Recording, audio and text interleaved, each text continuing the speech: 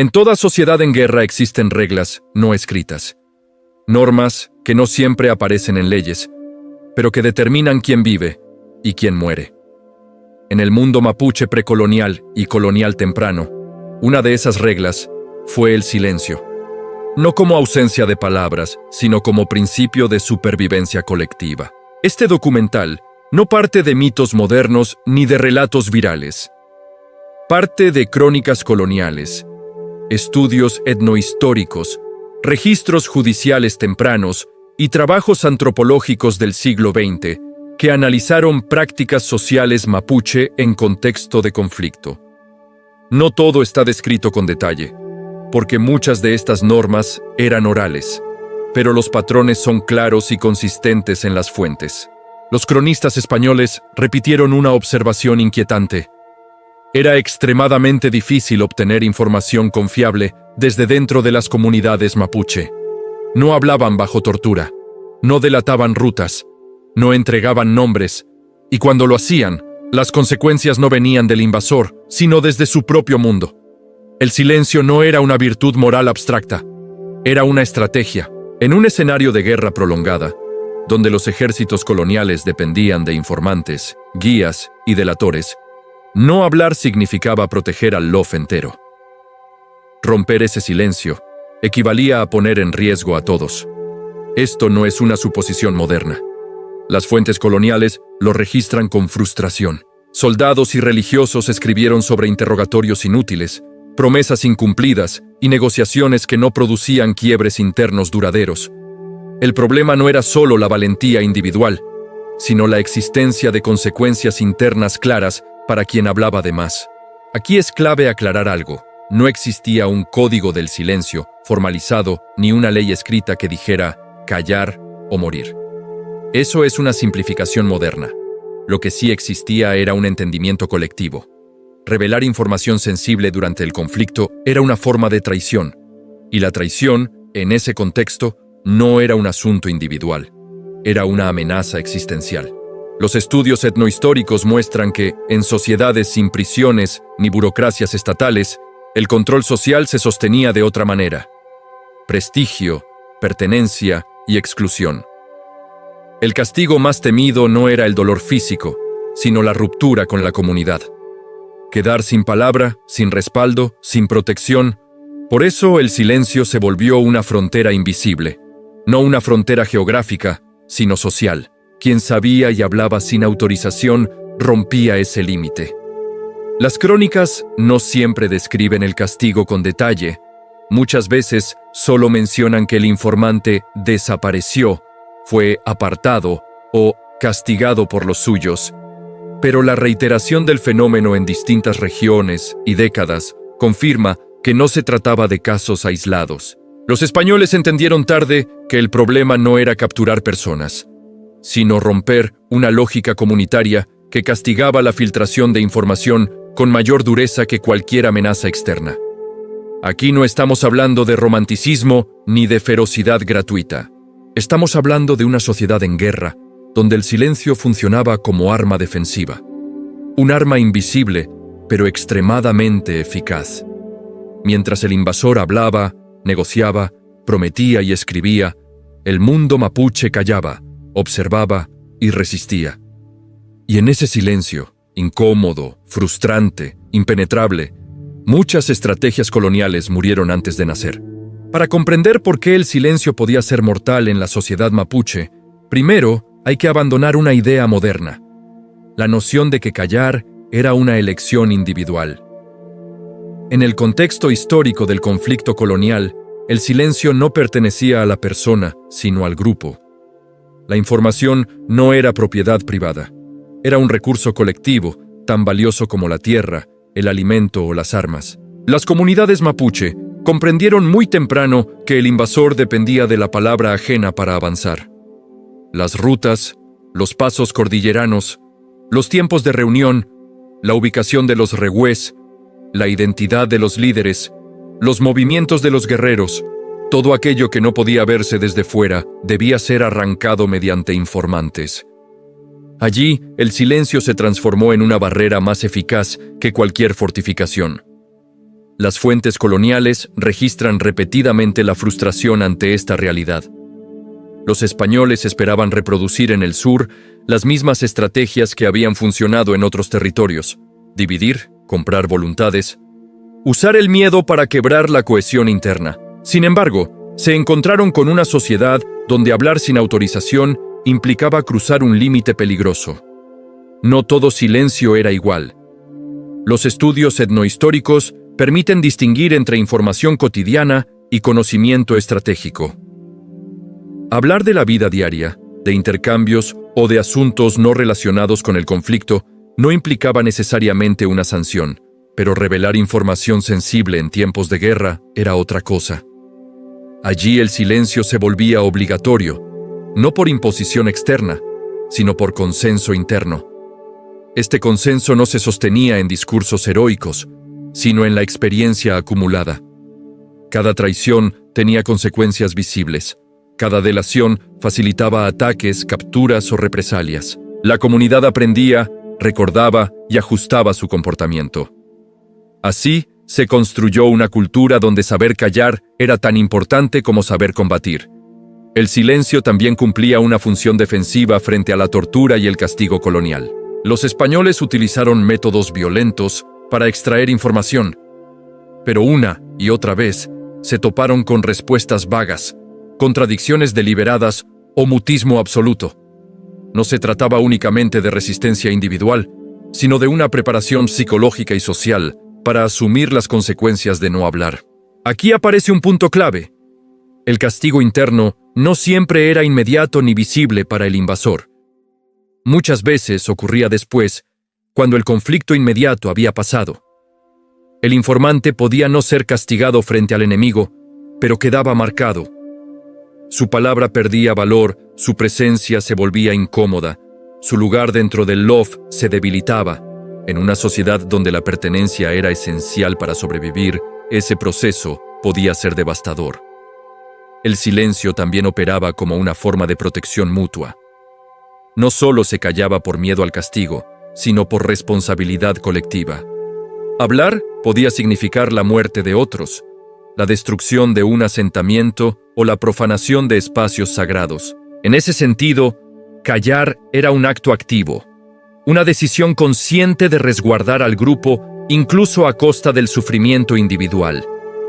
Los cronistas coloniales, al no comprender esta lógica, interpretaron el silencio como obstinación o salvajismo. No entendieron que estaban frente a una sociedad donde la palabra tenía peso político y consecuencias reales, donde hablar no era un derecho abstracto, sino un acto que podía alterar el equilibrio completo de la comunidad. Con el paso del tiempo, el silencio se institucionalizó sin necesidad de leyes escritas. Se volvió una expectativa compartida, transmitida por la experiencia, por la observación y por la memoria colectiva. Los niños crecían entendiendo qué podía decirse y qué no.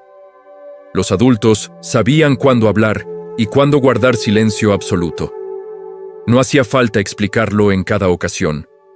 Así, mientras el invasor intentaba avanzar a través de la información, el mundo mapuche levantó un muro invisible, un muro que no se veía desde lejos, pero que se sentía en cada negociación fallida, en cada expedición desorientada, en cada campaña que no lograba consolidarse. El silencio no fue pasividad, fue estrategia, fue disciplina, fue una forma de guerra, y como toda arma poderosa, también tenía un costo. Porque cuando el silencio se rompía, cuando alguien hablaba donde no debía, las consecuencias no podían ser livianas. No por venganza, sino porque permitir una fisura significaba poner en peligro a todos. En ese punto, el silencio dejaba de ser solo una elección moral y se convertía en una frontera clara entre la vida comunitaria y la muerte social. El silencio, en la sociedad mapuche en contexto de guerra, no era absoluto ni ciego.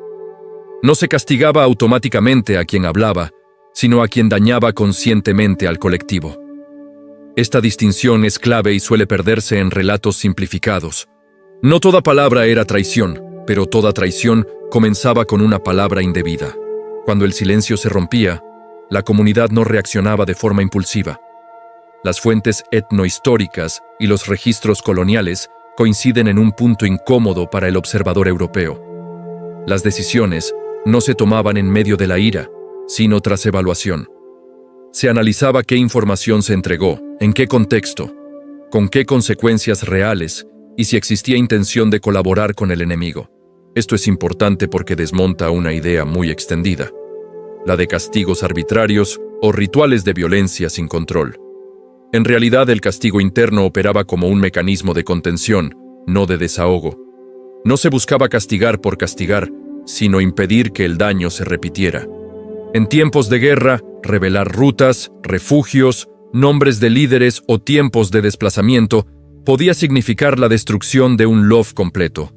Las comunidades aprendieron esto por experiencia directa. Cada delación tenía un impacto visible.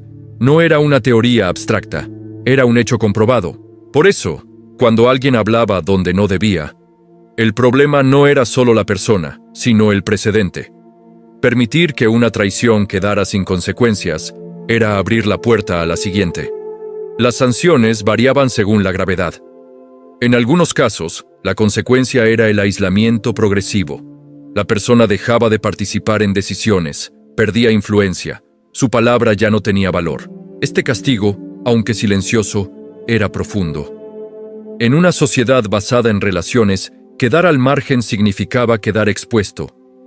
En otros casos, especialmente cuando la traición provocaba muertes o ataques directos, la respuesta era más severa.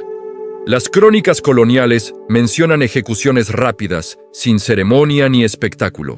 Para los europeos, esto resultaba inquietante porque no encajaba con su lógica de castigo ejemplar. No había escarmiento público ni teatralización. El problema se eliminaba y la comunidad seguía funcionando. Desde la perspectiva mapuche, no había nada que exhibir. El castigo no estaba dirigido al enemigo, sino al interior del grupo. Mostrarlo era innecesario, incluso contraproducente. El objetivo no era infundir miedo externo, sino cerrar una fisura interna. Los españoles, acostumbrados a sistemas de poder verticales, no lograron comprender este punto durante mucho tiempo. Intentaron explotar la figura del informante, ofrecer recompensas, protección o prestigio.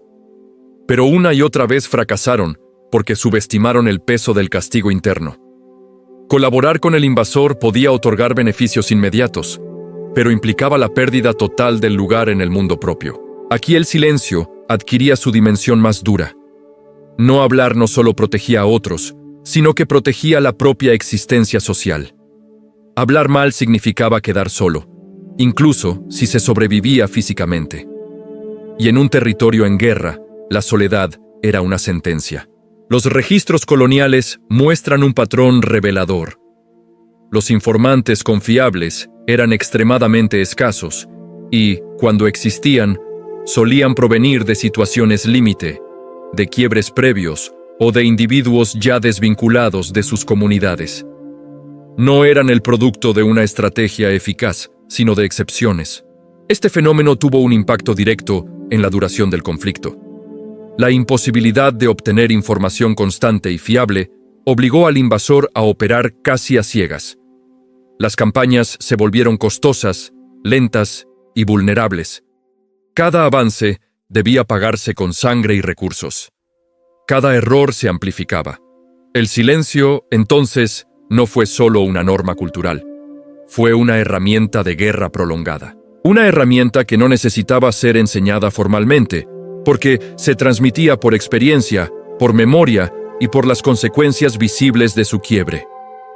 Con el tiempo, incluso algunos cronistas comenzaron a intuirlo. No lo justificaron ni lo comprendieron del todo, pero lo registraron. Anotaron la dificultad de dividir, la resistencia a hablar, la inutilidad de las amenazas habituales. Sin quererlo, dejaron constancia de un sistema que funcionaba precisamente porque no dependía del miedo externo.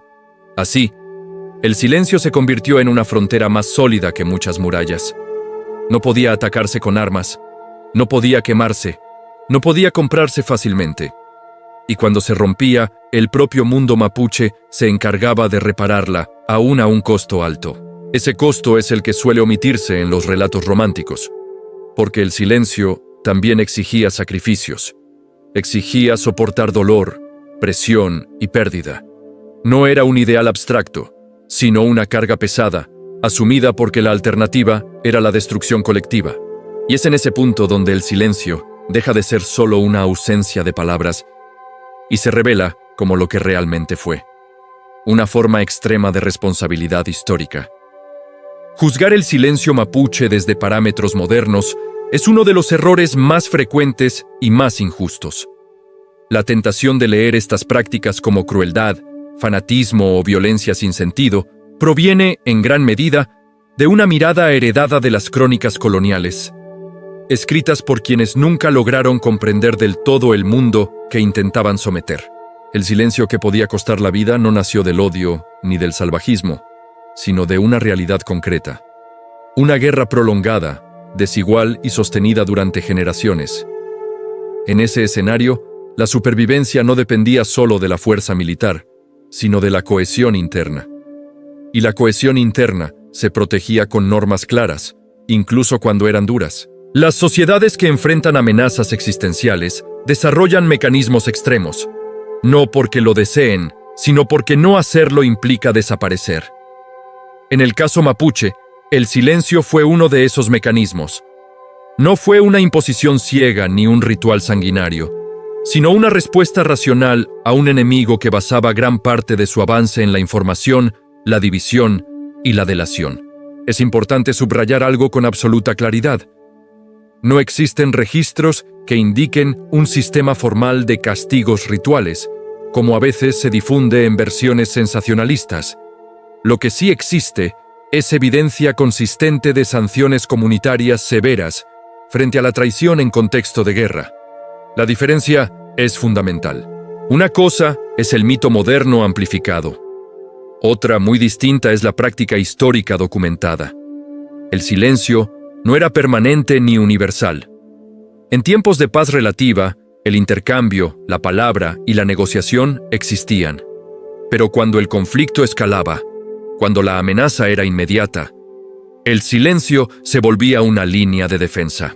Cruzarla tenía consecuencias, no por crueldad, sino porque permitirlo significaba debilitar al conjunto. Este punto suele incomodar, porque obliga a abandonar la comodidad moral del presente. Obliga a aceptar que, en determinados contextos históricos, las decisiones no se tomaban para ser justas según estándares futuros, sino para ser eficaces en el aquí y ahora. Y en ese aquí y ahora, el silencio salvó vidas, territorios y continuidad cultural. Paradójicamente fue ese mismo silencio el que permitió que muchas tradiciones, estructuras sociales y memorias llegaran hasta hoy. Si la información hubiese fluido libremente hacia el invasor, la historia habría sido mucho más corta. La resistencia, mucho más frágil. La identidad, probablemente borrada o absorbida. La historiografía moderna ha comenzado a revisar estas dinámicas con mayor cuidado.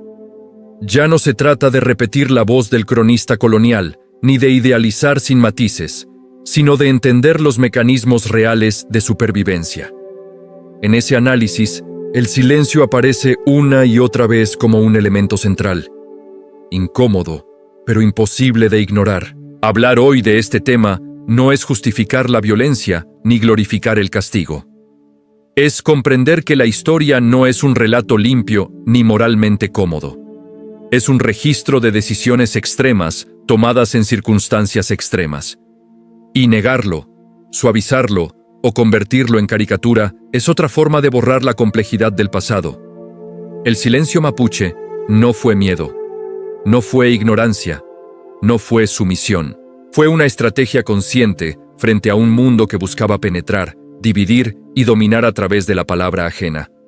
En una época donde todo se expone, se confiesa y se publica, resulta difícil imaginar que callar pudiera ser un acto de resistencia, pero lo fue. Y durante décadas, ese silencio fue más efectivo que muchas armas. Comprenderlo no nos obliga a aprobarlo, pero sí a respetarlo como parte de una historia real, documentada y profundamente humana. Una historia donde la palabra podía salvar, pero también destruir. Y en ese equilibrio brutal entre hablar y callar, se forjó una de las resistencias más prolongadas del continente. El silencio, en ese tiempo, no fue vacío,